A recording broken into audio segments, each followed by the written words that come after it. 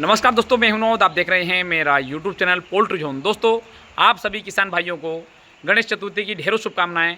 दोस्तों, आज हमारे फार्म में बेच का 5वां दिन है और यह 5वें दिन का मैं आज जैसे 7 सितंबर है और मैं रात के 9 बजे के आसपास में वीडियो शूट कर रहा हूं।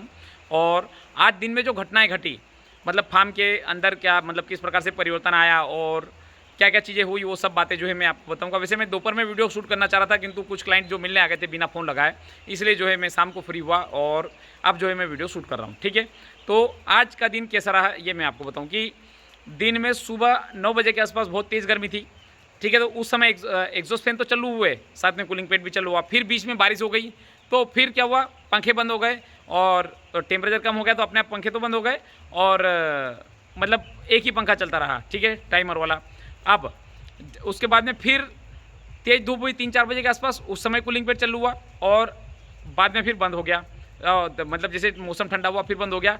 और अभी का जो सीन ये है कि एग्जॉस्ट फैन चालू हुए और बारिश होने लगी, तो फिर एग्जॉस्ट फैन मतलब कूलिंग पैड ऑलरेडी गीला है और ऊपर से फिर जो है गीला हो गया और बरसात चालू हो गई। तो मतलब मैं ये सब बताना इसलिए चाह रहा हूँ कि मतलब ये सब बातें हुई और इस बात के मतलब इस सब टाइम ड्यूरेशन के अंदर क्या क्या घटना हुई और एग्जॉस्ट फैन या फिर हम इसी फार्म का जो कार्य करने का जो तरीका किस प्रकार से कार्य किया वो बताना चाहता हूँ। ठीक है, तो उस समय क्या हुआ कि अब मतलब गर्मी भी हो रही है, तो मतलब बारिश भी मतलब बारिश के पहले जो गर्मी हो रही थी तो मतलब कूलिंग पैड चालू ही हुआ, ऐसे में जो बरसात हो गई तो एग्जॉस्ट फैन अपने आप बंद हो गए। और अब एक ही फैन जो टाइमर वाला चल रहा है वो भी 120 सेकंड जो है बंद रहता है और मात्र 20 सेकंड चलता है। ठीक है, तो आज चौथा दिन है, मतलब कि चौथे दिन भी कूलिंग पैड चालू हुआ, ज़रूरत पड़ी तो चालू हुआ, ज़रूरत नहीं है तो बंद हो गया। मतलब ये मैं चीज़ आपको बताना चाह रहा हूँ। ठीक है, अब जैसे अब फार्म में आपको 2 प्रकार के फीडर दिख रहे हैं। ये फीडर मैंने 2020 में परचेज़ किया था और यह फीडर जो 2024 में मैंने खुद ने मतलब डेवलप करवा के मैंने लगाया है। ठीक है, ये परचेज़ किया हुआ है, ये डेवलप किया है। ठीक है, इन दोनों में अंतर सिर्फ अगर मैं देखा जाऊँ तो मोटर का भी अंतर है और हापर वगैरह का भी अंतर है, कुछ डिजाइन का अंतर, किंतु मेन जो डिफरेंस है वो है हमारे फीडर के बीच में। ठीक है, आप इसमें आपको दिख रहा होगा कि इसमें फीडर जो है बर्ड आसानी से बैठ के दाना खा रहे हैं। तो लास्ट में अगर आप जाके अगर आप देखेंगे तो वहाँ पे मतलब पूरे फीड को उन्होंने गंदा कर रखा है, मतलब फिर उस प्रकार से फीड नहीं खा रहे हैं। किंतु इस फीडिंग लाइन में फीड जो है ये जैसे मान लो टोटल 3 फीडिंग लाइन है, ये दोनों फीडिंग लाइन 2020 की लगी है, ये फीडिंग लाइन अभी लगी। तो इन दोनों फीडिंग लाइन में फीड नहीं खत्म हो रहा है और इस फीडिंग लाइन में फीड खत्म हो रहा है। उसका कारण बताऊँ क्या है, क्योंकि देखिए अब ये इसके अंदर बैठ गए। ठीक है, अब इसके अंदर बैठ गए तो क्या कर रहे हैं कि फीड को गंदा कर रहे हैं। अब वो गंदे फीड को यही नहीं खा रहे हैं, मतलब यही लोग गंदा कर रहे हैं और यही लोग नहीं खा रहे हैं।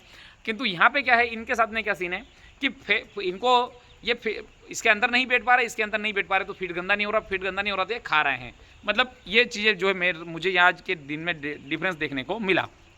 मतलब कि हम मतलब तुलना करना चाह रहे हैं भाई, ये देखो अगर हमारे फार्म में एक ही फार्म में अगर इस प्रकार से सुविधा अगर है तो हमें बिल्कुल ज़रूर तुलना करना चाहिए और उसका हमें जो निष्कर्ष भी निकालना चाहिए। तो मतलब अभी तक का अभी जो छोटे बच्चे हैं, जब चिक्स हैं, तब ये 5वें दिन तक का जो मैं अगर सीन देख रहा हूँ तो ये दोनों फीडिंग लाइन कम चल रही है, ये फीडिंग लाइन ज़्यादा चल रही है। ठीक है, ये निष्कर्ष निकला भी छोटे बच्चे में। हो सकता है बड़े बच्चे में इसका रिव्यू हमें अलग देखने को मिला, क्योंकि दोस्तों हम इस चैनल से रिव्यू ही लेना और निष्कर्ष निकालना ही हमारा उद्देश्य होता है कि हम जो है इससे निष्कर्ष पे पहुँचे कि हमें पोल्ट्री फार्मिंग में कौन सा सिस्टम लगाना चाहिए और कौन सा नहीं। ठीक है, कहाँ पर हमें सावधानी रखना है। तो ये मेरा 2022 वाला फीडर है, ये 2024 वाला फीडर है।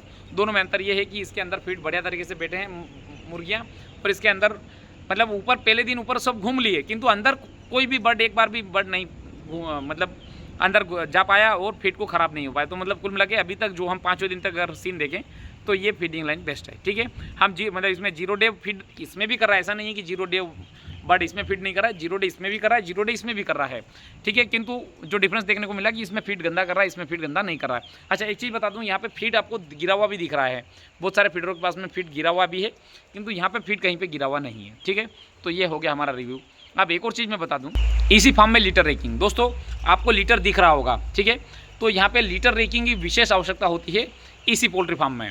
ठीक है, तो मतलब लीटर रेकिंग इसमें चालू हो गई है। कल भी लीटर रेकिंग हुई थी और आज भी लीटर रेकिंग हुई थी। ठीक है, किंतु फीड डालना होता है, हाथ से डालना होता है, तो इसलिए 3 पार्टीशन है, तो 3 पार्टीशन को उन्होंने आधा पार्टीशन में, जो आधे पार्टीशन में कल कर दिया था, आधा पार्टीशन में आज कर दिया था। ठीक है, तो मतलब फीडर में फार्म के अंदर लीटर रेकिंग की आवश्यकता पड़ने लगी चूँकि आपको मैं एक चीज़ और बता दूँ, इस फार्म को बनाने में गलती मैंने क्या की कि बाहर का लेवल और अंदर का लेवल लगभग समान है। वैसे 1 फीट का डिफरेंस था, किंतु जब मैंने रोड बाद में बनाया तो रोड को भी मैंने 1 फीट उठा दिया, तो फार्म का और रोड का डिस्टेंस मतलब लेवल बिल्कुल एक जैसा हो गया।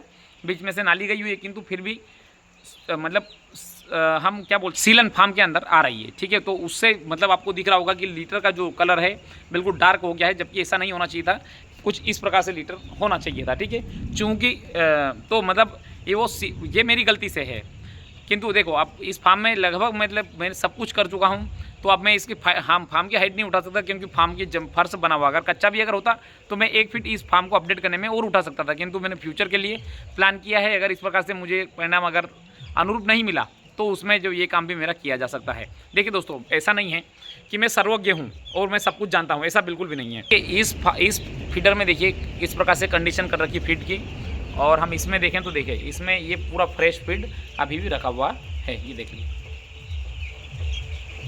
तो दोस्तों मतलब इस वीडियो को हमारा निष्कर्ष ये निकला कि इन दोनों फीडर के बीच में जो है हम डिफरेंस पैदा कर पाए कि भाई कौन सा बेस्ट है और कौन सा जो है मतलब फीड इंटेक की दृष्टि से भी और सभी दृष्टि से मतलब कौन सा वाला फीडर बेस्ट है, ठीक है। ये भी इस वीडियो में हमने ये भी जाना कि जब छोटे बच्चे होते हों तब क्या कूलिंग पैड की आवश्यकता होती है, तो दोस्तों ये भी हमने वीडियो में जाना।